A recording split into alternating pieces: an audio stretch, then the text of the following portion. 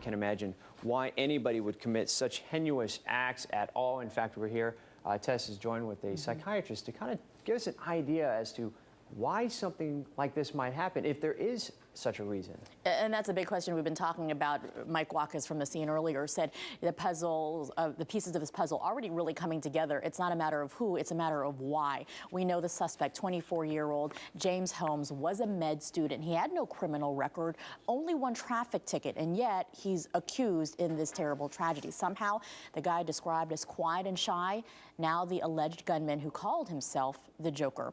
This morning, Valley psychiatrist Dr. Michael Yasinski is here trying to give us some insight into all of this, and if perhaps Holmes's actions were even linked to the movie itself. We've seen that influence in different unfortunate events.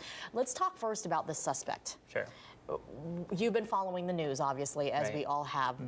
Give us some insight onto what someone like this is about, who could do something like this, possibly. Sure. I think there's really separated into kind of two camps of ideas of what could have happened. And I think one is some people are looking at whether or not this is a revenge type killing, a la kind of Columbine, where this kid might have experienced some bullying, trauma, something in his past, in his childhood, that he is getting revenge for a violent killing with showing no remorse or apathy, and kind of he was totally knowing what he was doing. And that's kind of one camp. Another camp, which I do tend to believe, is he did have some psychiatric illness, a psychotic illness like schizophrenia, which he is the right age in his early 20s to have what we call a psychotic break. And he showed the signs and symptoms beforehand, the isolation, the social withdrawal, and then this type of behavior can be consistent with a psychotic break and explain some of this. So you have two camps of people,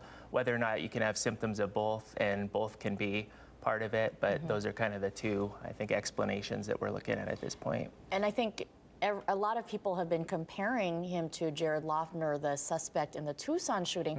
Young white male, going to school, sort of a loner, you know, as we learn more about the profile. Why is this happening? It feels like it's a similar suspect in both cases. Well, there definitely is similarities in these type of illnesses. He was diagnosed with schizophrenia, and you know, by far the majority of Jared Loughner, and by far the majority of presentations in schizophrenia is ongoing pattern of kind of social isolation, shyness, awkward behavior that then gets worse and worse to the point where, you know, you have this happening. So both cases, they did have some of the social isolation, withdrawal. He was a little more outward, that he was a little more outspoken and got in some legal trouble before, but everyone's different. And the main underlying feature is kind of the social isolation, and then a relatively sudden personality change that in both cases people commented that, you know, something just wasn't right after a certain point, and they noticed a clear personality change.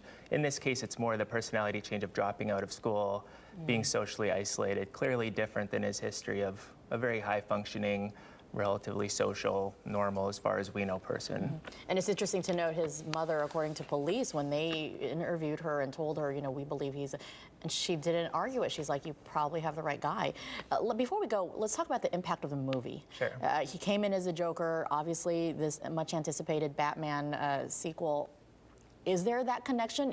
Are movies influencing this violence? I mean, there's no question movies are influencing, especially kids, vulnerable kids.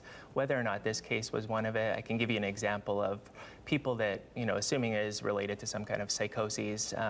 People's psychotic symptoms, which are delusions, are usually based on your surrounding environment. So take, for example, if this kid was a big Batman fan, watched the movies, his delusions, once he loses touch with reality, would start to integrate with his surroundings. And if Batman movies was his thing, that can start coming into his head as being a reality. So it's your surroundings that influence your behavior. So a violent movie, if you're watching a lot and then you get delusional, that can shape your delusion. So in this case, if you are susceptible, that definitely could contribute.